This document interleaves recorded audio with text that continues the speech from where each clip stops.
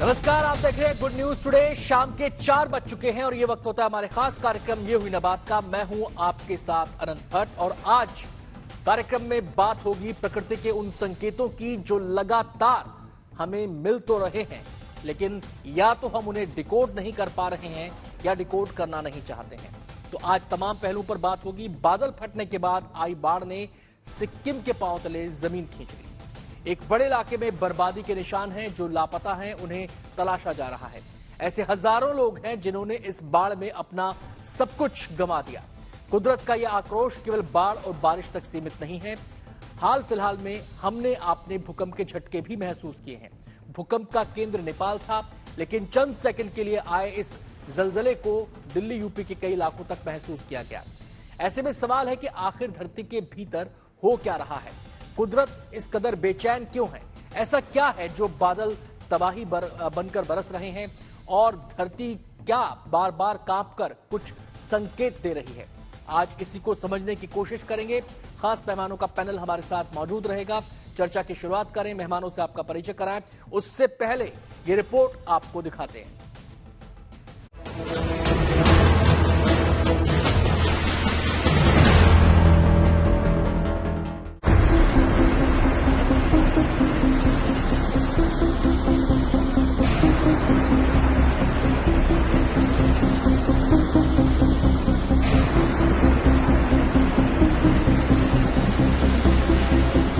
सिक्किम के लोगों ने तीस्ता नदी का ऐसा रौद्र रूप पहले कभी नहीं देखा था। बादल फटने के बाद यहाँ जिस तरह से सैलाब आया, उसने चंद घंटों में सब कुछ तहस नहस कर दिया।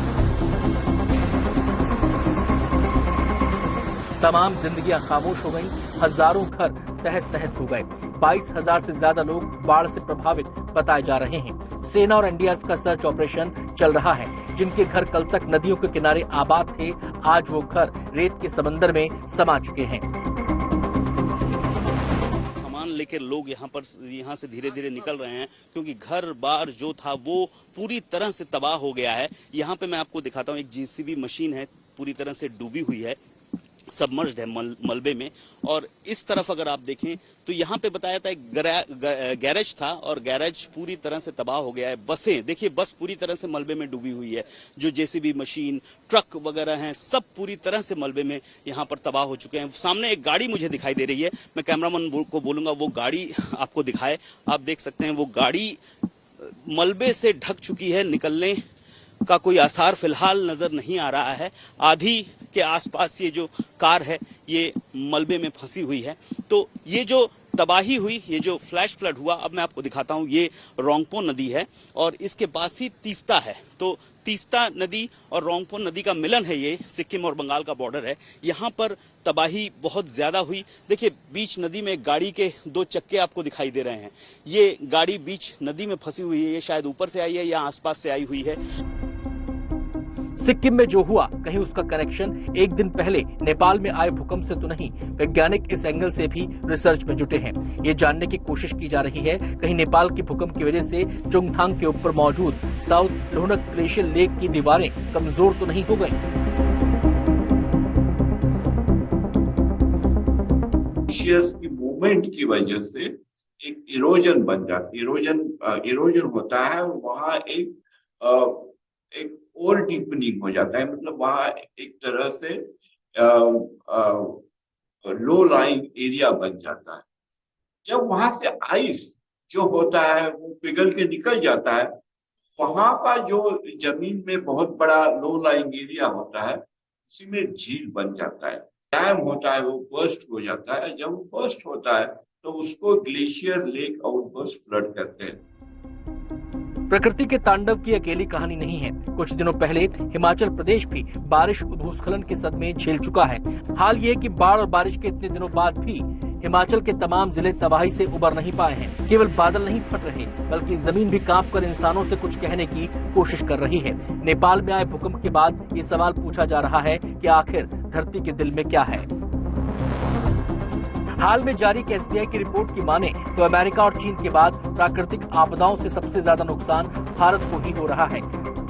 साल 1900 से 2000 के बीच 100 सालों में भारत में प्राकृतिक आपदाओं की संख्या 402 थी, लेकिन 2001 से 2022 के दौरान केवल 21 सालों में इनकी संख्या बढ़कर 361 हो गई है। रिपोर्ट के मुताबिक प्राकृतिक आपदाओं में सबसे पहला नंबर बाढ़ का है। भूकंप की बात करें तो देश में पिछली जुलाई को ही छोटे बड़े 57 भूकंप के झटके आ चुके हैं। प्रकृति के क्रोध की सीमाएं केवल हिंदुस्तान तक सीमित नहीं हैं। हाल के दिनों में धरती ने हमें कई संकेत दिए हैं। लीबिया में डेनियल तूफान के साथ आई बाढ़ की वजह से वहां का देरना शहर तबाह हो चुका है। यूनिसेफ की रिपोर्ट के मुताबिक लीबिया में बाढ़ की वजह से 4000 जानें जा चुकी हैं और 9000 लोग लापता हैं। थाईलैंड साल की सबसे भीषण बाढ़ देख चुका है। ग्रीस, अमेरिका, बलूचिस्तान भी बाढ़ का भीषण तांडव देख चुके हैं। ऐसे में सवाल है, आखिर धरती को हुआ क्या है? क्या धरती हमसे कुछ कहना चाहती है जो हम सुन नहीं पा रहे हैं या सुनकर भी अनसुना कर रहे हैं? सिक्किम से अनुपम मिश्र के साथ bureau report, good news today. तो मसला केवल हमारे देश भारत का नहीं है। अगर हम बात करें प्राकृतिक आपदाओं की, तो इसकी मार दुनिया के हर कोने पर किसी न किसी रूप में साफ तौर पर दिखाई देती है। शायद ही कोई ऐसा साल गुजरता हो जब लोगों को प्राकृतिक आपदाएं ना झेलनी पड़ती हो। अब संकेत प्रकृति के क्या हैं, धरती हमसे क्या कहना चाहती है, इसी मसले पर आज विस्तार से हम बातचीत करेंगे। सबसे पहले मेहमानों से परिचय हम आपका करवा दें। हमारे साथ प्रोफेसर वाईपी सुंदरयाल मौजूद हैं, जो कि जाने माने देश के जियोलॉजिस्ट हैं। इसके अलावा डॉक्टर एल.एस. राठौर हमारे साथ मौजूद हैं, फॉर्मर डीजी आईएमडी। विक्रांत तोंगड़ साहब हमारे साथ मौजूद हैं, पर्यावरणविद के तौर पर हमारे साथ चर्चा में शामिल रहेंगे। डॉक्टर हरीश त्रिपाठी, आर्किटेक्ट, भी हमारे साथ इस चर्चा का हिस्सा रहेंगे। सभी मेहमानों का बहुत बहुत स्वागत है और सबसे पहले मैं रुख करना चाहूंगा विक्रांत जी का।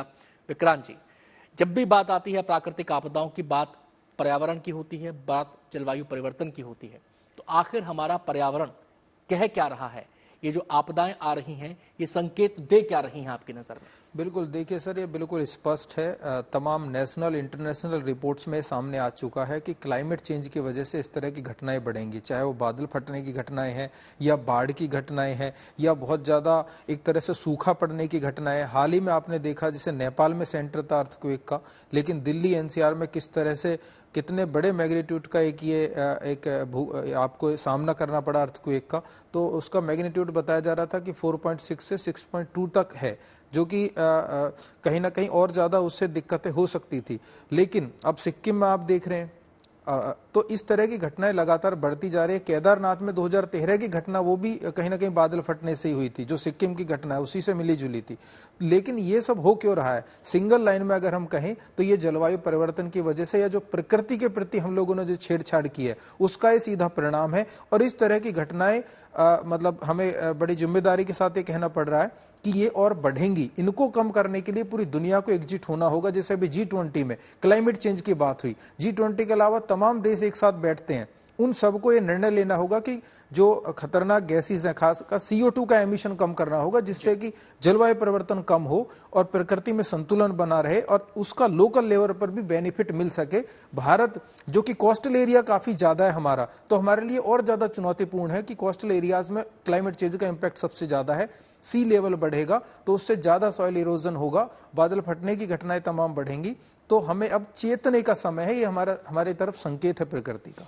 मैं सीधे यहाँ पर रुख करूंगा डॉक्टर एल.एस. राठौर का। डॉक्टर साहब, आपसे ये समझना चाहेंगे कि ये जो सिक्किम में जो हमारे सामने दृश्य आया, जो मंजर आया, या केदारनाथ में जो कुछ हमने देखा, या चंदौली में हमने जो कुछ देखा, या हिमाचल में हमने जो कुछ देखा, क्या इसका पूर्वानुमान कर पाने में हम सक्षम होते हैं, या फिर ये सब कुछ इतना रैपिडली होता है कि इसका अनुमान लगाया ही नहीं जा सकता? ये प्रकृति का क्रोध ही इसको कहा जा सकता है। अनंत जी, प्रकृति का प्रकोप तो है, लेकिन इसको पूर्णतः प्रकृति का प्रकोप नहीं कहा जा सकता। ये कहीं न कहीं प्रशासनिक चूक इसमें बहुत बड़ा रोल है उसका। उसकी वजह यह है कि जितनी भी आपदाएं आपने हिमालय पर्वतीय क्षेत्र में बताई, उनमें एक साम्यता है अलबत्ता, और वो साम्यता ये है कि कहीं न कहीं ग्लोफ का जो अभी एक्सपर्ट जिक्र कर रहे थे कि कहीं हिमखंड टूटता है और दो पहाड़ियों के बीच में आके अवरोध पैदा करता है, जिसके साथ में मलबा और एकत्रित होकर के एक बांध का या झील का रूप ले लेता है। कालांतर में इसमें दरारें पड़ जाती, उसकी कई वजह होती है, भूकंप भी एक वजह हो सकती है। लेकिन इसमें जो पानी की आवक होती है वो आमतौर पे धीरे धीरे होती है, और जो बारिश की मौसम में वो तेजी से होता है।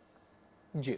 अभी अगर इस सिक्किम की बात करें तो यहाँ पर अगर आप 20 सितंबर के आसपास जो इसरो द्वारा जारी की गई इमेजरी है उससे हमें पता लगता है कि करीब उसका क्षेत्रफल कम था, और वो 28 सितंबर को बढ़कर 167.5 हेक्टेयर हो गया। जब इतना क्षेत्रफल बढ़ गया तो पानी का दबाव जो इस तटबंध पर है वो निश्चित रूप से बढ़ जाता है, और यहाँ पर ये बहुत क्रिटिकल स्टेज हो जाती है। ऐसे समय में अगर मौसम पूर्वानुमान में ये इंगित होता है कि भारी बारिश होने वाली है, जिसकी फलस्वरूप बहुत भारी मात्रा में और पानी एकत्रित होने की संभावना है, तो प्रशासन को वहां से चाक चौबंद रहना चाहिए। और एक दिन में तो पानी निकाल नहीं सकते, पानी को निकालने की प्रक्रिया 2016 से चल रही है इस लोहरदगा बांध को लेकर के, लेकिन वो कोई प्रयत्न इतने समग्र नहीं थे, ये सारे नाकाफी रहे। और 2021 में भी उस पर चर्चा हुई, लेकिन प्रशासन की मैं समझता हूँ कहीं कहीं विल की कमी रही, नंबर 1। नंबर 2, जो तीस्ता का आप पूरे तट देखें तो तीस्ता के किनारे जिस प्रकार की आबादी बसी हुई है, ये भी अपने आप में बहुत बड़ी लापरवाही है।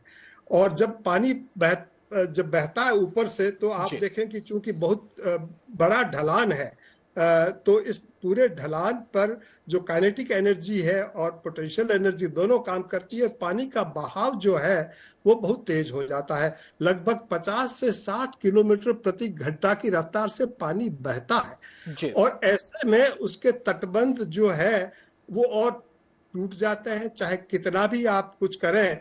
और तटबंध के पास में जो भी आपका सॉलिड मटेरियल है वो डेब्रिस को और एकत्रित कर लेता है, और वो बहुत घातक हो जाता है। मैं आता हूं डॉक्टर एल.एस. राठौर आपके पास। मैं सीधे यहां पर वाईपी सुंदरयाल जी का रुख करना चाहूंगा। सुंदरयाल सर, 2 बातें यहां पर कही जा रही हैं। अभी राठौर सर ने भी कहा कि इसका संपर्क, इसका कनेक्शन हो सकता है, और वैज्ञानिक भी इस पर अब रिसर्च कर रहे हैं। सिक्किम की आउटबर्स्ट हुआ, इससे पहले नेपाल में भूकंप आया, उससे पहले बादल फटा, तो ये तमाम चीजें इनको कोरिलेट कर कर स्टडी की जा रही है, इस पर रिसर्च की जा रही है कि कहीं कोई कनेक्शन तो नहीं है। हम आपसे समझना चाहते हैं कि जब जमीन में हलचल होती है तो उसका इंपैक्ट हम शहरों में, बस्तियों में तो देखते हैं, लेकिन पहाड़ों में इसका इंपैक्ट कितना होता है, क्या होता है?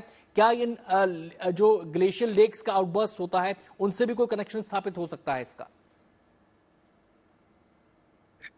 देखिए, ग्लेशियर लेक आउटबर्स्ट जो है वो जो अभी अर्थक्वेक आया, उस अर्थक्वेक से जब तक अब इसका पूरा अच्छी तरह से सिस्टमेटिक अध्ययन नहीं किया जाता तो तब तक तो हम कह नहीं सकते। लेकिन ये सब जानते हैं कि ग्लोबल वार्मिंग के चलते आज हमारे ग्लेशियर तेजी से पिघल रहे हैं, और अगर सैटेलाइट डाटा से हम सर्वे करें अपने ग्लेशियर लेक्स का तो निश्चित रूप से अब काफी ग्लेशियर लेक बन गई होंगी पूरे हिमालय क्षेत्र में। कुछ तो पहले से नून है, लेकिन उसके अलावा मैं बात कर रहा हूं जो हमारा, जिस तरह से हमारा टेम्परेचर इंक्रीज हो रहा है।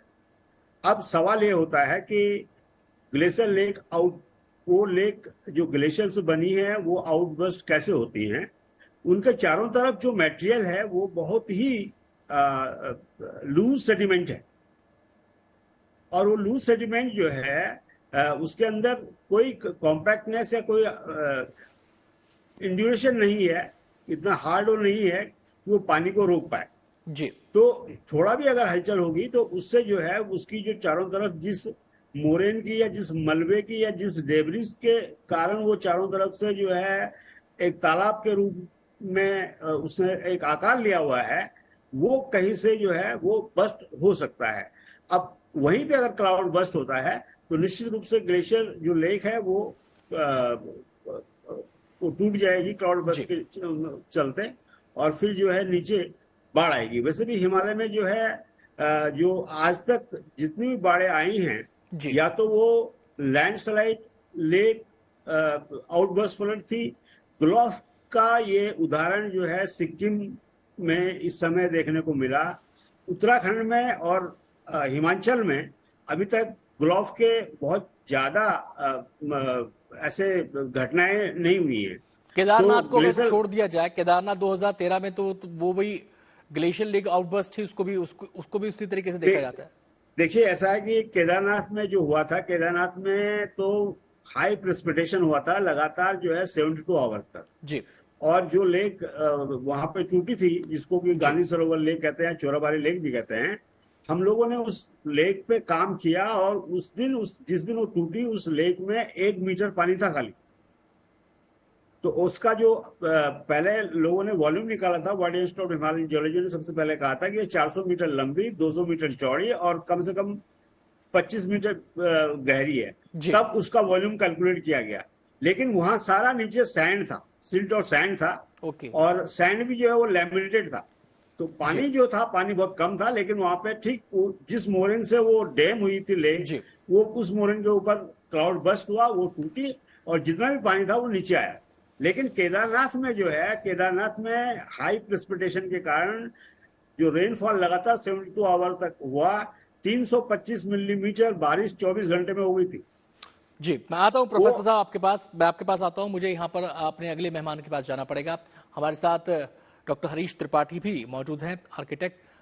हरीश जी, जब भी भूकंप आता है, और ये आ ही रहा है, कभी छोटा कभी बड़ा, हमारे देश में भी आ रहा है, दुनिया के दूसरे हिस्सों में भी आ रहा है। अब बात आती है, अगर हिमालय क्षेत्र की हम बात करें, तो हमारे जो हिमालय क्षेत्र हैं उनको हम रेड जोन में रख सकते हैं भूकंप के लिहाज से। काफी संवेदनशील हैं वो इलाके, और उससे लगते निचले इलाके भी काफी संवेदनशील हैं, कई इलाके।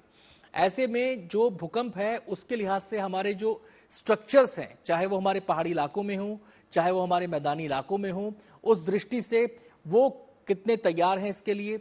क्या उनमें वैसी, अगर हम हाई राइजेस की बात करें, क्या उनमें वैसी तकनीक का इस्तेमाल हो रहा है या नहीं हो रहा है?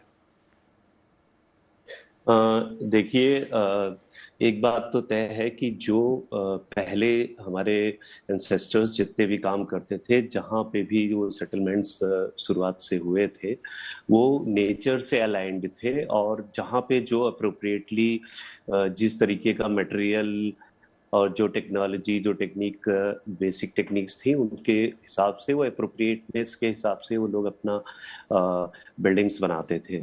अब क्या हुआ कि जैसे जैसे हमने टेक्नोलॉजिकल एडवांसमेंट किया, तो वो कह रहा है कि आप वहाँ का आदमी दिल्ली आ रहा है, दिल्ली का आदमी वहाँ जा रहा है, तो होता क्या है कि हर कोई सोचता है कि कोई भी विदाउट ये अप्रोप्रिएटनेस को देखे, वो सोचता है कि वो कहीं भी कुछ भी किया जा सकता है। एक तो रही पहाड़ों की बात, कि पहाड़ों में जिस तरीके से multi storey buildings, RCC buildings, अभी पीछे आपने देखा ही था कितनी प्रॉब्लम्स हुई थी।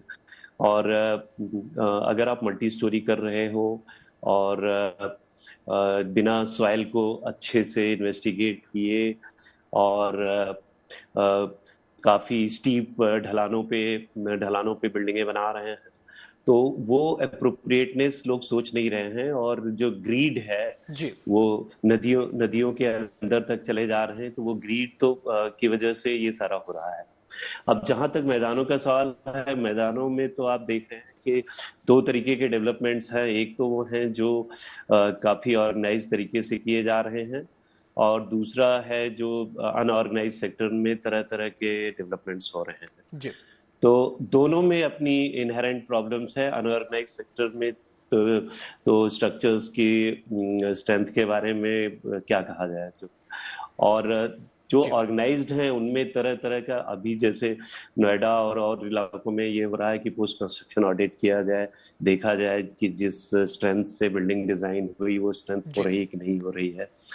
तो ये सब देखते हुए अगर जिस तरीके के ऑकरेंसेस हो रहे हैं और जिस तरीके से ये एक्सपेक्ट किया जा रहा है कि हिमालयन मेगा कोई अर्थक्वेक आएगा, अभी आई होप कि ना आए, तो 8 के ऊपर अगर गया या इस तरह का, तो फिर डिवास्टेशन बहुत ज्यादा मेरे हिसाब से होगा। मैं आता हूँ हरीश जी आपके पास। मैं एक बार फिर से विक्रांत जी का यहाँ पे रुक करना चाहूँ। विक्रांत जी, जब भी पर्यावरण की बात आती है तो ह्यूमन सेटलमेंट्स, बिल्डिंग्स के तौर पर, अलग अलग स्ट्रक्चर्स के तौर पर उनकी बड़ी चर्चा होती है। अब सवाल केवल उन इलाकों का नहीं है जो प्राकृतिक इलाके हैं, पहाड़ी इलाके हैं, वहीं की सेटलमेंट्स की बात नहीं है। जो हमारे शहरों में भी निर्माण कार्य हो रहा है और जिस हिसाब से हो रहा है, ये कैसे इंपैक्ट कर रहा है हमारी प्रकृति को, हमारे पर्यावरण को, और इसका इंपैक्ट हम पर फिर रिटर्न में क्या पड़ रहा है? बिल्कुल सर, आपने बहुत महत्वपूर्ण सवाल उठाया। केवल पहाड़ों में ही इस तरह की प्रॉब्लम्स नहीं आ रही है, प्लेन एरियाज में हम एग्जांपल के तौर पर दिल्ली एनसीआर को देखते हैं तो यहाँ पर जो हिंडन रिवर है, नोएडा, ग्रेट नोएडा से निकलती है, आप देखेंगे उसके अंदर लोगों ने मकान बनाए हुए, लाखों लोग नदी के अंदर फ्लड प्लेन में रह रहे हैं, जो 2 पुश्ते के बीच की जमीन है। जैसे ही जरा सा पानी आता है नदी में मानसून में, तुरंत त्राही मच जाती है, त्राही मचाते हैं कि बाढ़ आ गई। बाढ़ नहीं आई है, नदी अपने रास्ते पे है, लेकिन human settlement within the river आ गया है, तो उस वजह से काफी दिक्कतों का सामना करना पड़ रहा है। और उसका प्रभाव केवल उन लोगों पर ही नहीं पड़ रहा है जो वहां रह रहे हैं नदी के अंदर, जो अवैध तरीके से निर्माण किया गया, उसका प्रभाव बाकी लोगों पर भी पड़ रहा है, प्रकृति पर भी पड़ रहा है। क्योंकि अगर आप नदियों को, फ्लो को इस तरह रोकेंगे और फ्री फ्लो अगर रिवर नहीं रहेंगी हमारी पूरे साल, उनमें पानी अच्छे से नहीं जा पाएगा, तो कहीं ना कहीं पर्यावरण और प्रकृति और ग्राउंड वाटर सब पर प्रभाव पड़ता है। इसलिए जो हमारा जो पूरा इंफ्रास्ट्रक्चर डेवलपमेंट का प्लान है, लोगों के रहने के लिए जो मकान है, उनको सस्ते और टिकाऊ मकान हमें फ्लड प्लेन के बाहर प्रोवाइड करने होंगे। क्योंकि अच्छे रिसोर्सफुल लोगों के लिए तो हम लोग हाई राइज बिल्डिंग्स बना रहे हैं शहरों में, अगर नोएडा, ग्रेट नोएडा की बात करें, लेकिन जो गरीब तबका है उनको फ्लड प्लेन में मकान मिलता है, जिस वजह से फिर वो एनवायरमेंट, इकोसिस्टम और सोशल और तमाम तरह की प्रॉब्लम्स क्रिएट होती हैं। मैं राठौर सर का यहाँ पे रुक करना चाहूंगा। राठौर साहब, मतलब ये बात निकलकर सामने आती है कि एक दुष्चक्र हो गया है, और इस दुष्चक्र की सबसे ज्यादा जो कीमत है वो हमारी प्रकृति को चुकानी पड़ रही है। यही वजह है कि सर्दी के मौसम में सर्दी नहीं पड़ती, गर्मी के मौसम में गर्मी नहीं पड़ती, जाता हुआ मानसून ज्यादा बरसता है, आता हुआ मानसून कम बरसता है। ये जो पूरा ऊटपटांग सिस्टम हुआ पड़ा है, एक बड़ी वजह इसकी यही सामने है, एक दुष्चक्र जो है बन गया है। जी, दुष्चक्र तो बन गया है, जिम्मेदार हम ही स्वयं लोग हैं। और इसमें जैसा अभी पर्यावरणविद ने कहा कि इसमें चैम्बर्स नहीं है पर्यावरण में। आप एक जगह कुछ गतिविधि करते हैं तो उसका प्रभाव केवल वहां नहीं होता है, संपूर्ण उसकी व्यापकता बहुत अधिक है। और इसलिए जो UNFCCC, United Nations framework for climate change convention, इसमें जो विकसित देश हैं उनका अपना जो बेरुखी है कुछ देशों की, उसमें से वो ज्यादा घातक है। और मुझे कहते हुए बहुत गर्व महसूस होता है कि भारतवर्ष, भारत सरकार बहुत ही जागरूक है और हम अच्छे लक्ष्य निर्धारित कर रहे हैं, लेकिन जो जनता के स्तर पर कार्य होना चाहिए, हमारी संवेदन, हम जानते सब लोग हैं कि ये हमारे इस एक्शन से ये इसका दुष्परिणाम हो रहा है, लेकिन हम सुधरना कोई नहीं चाहते। ये एक बहुत बड़ी चुनौती है हमारे सामने। समझना चाह रहे हैं कि बार बार ये भूकंप क्यों आ रहे हैं, बाढ़ बारिश का पैटर्न अजीब सा क्यों होगा है, सर्दी में सर्दी नहीं, गर्मी में गर्मी नहीं, बारिश भी जब चाहे तब हो जाती है। आखिर ये मौसम, ये प्रकृति, ये धरती क्या संकेत हमें दे रही है? हम सीधे प्रोफेसर YP सुंदरयाल जी का रुख करना चाहेंगे।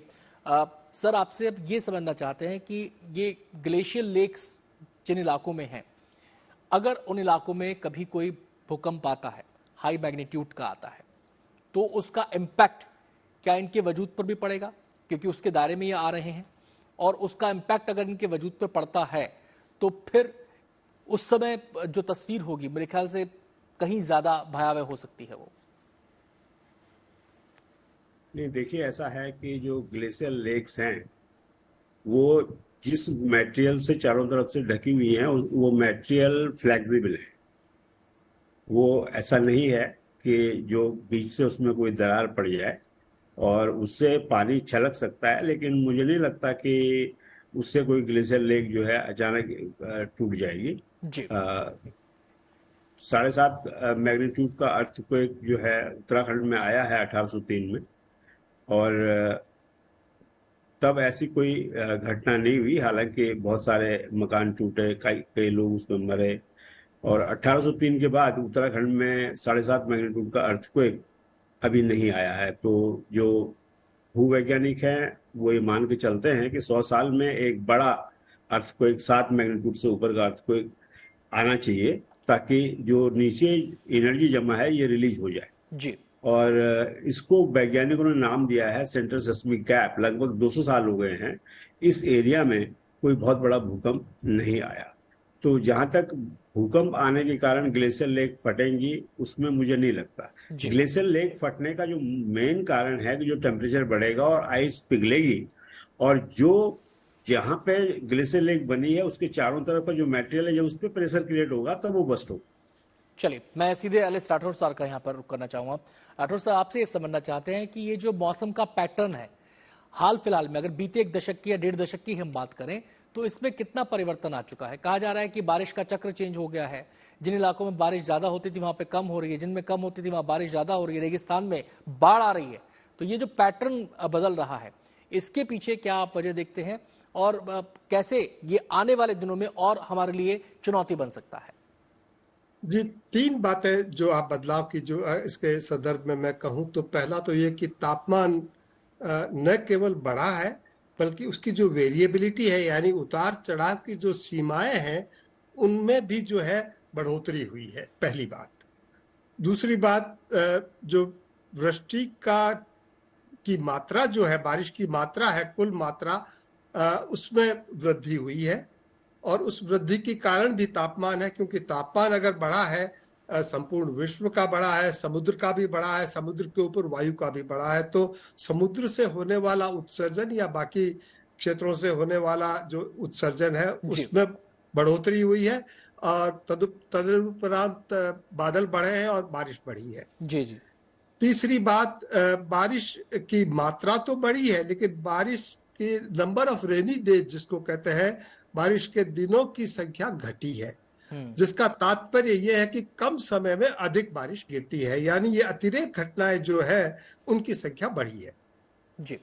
चौथी बात, अगर मानसून के संदर्भ में देखें तो मानसून जैसे उत्तर पश्चिमी भारत जिस पे राजस्थान और सटे हुए क्षेत्र है, यहाँ अपने समय से 1 सप्ताह 10-12 दिन पहले, मध्य भारत में लगभग 1 सप्ताह पहले, कहीं 3 दिन पहले, यानी पहले आने लगा और उसकी जो विदाई का समय है वो अब बढ़ गया है, यानी कुल मिलाकर के मानसून की अवधि जो है वो बढ़ गई है।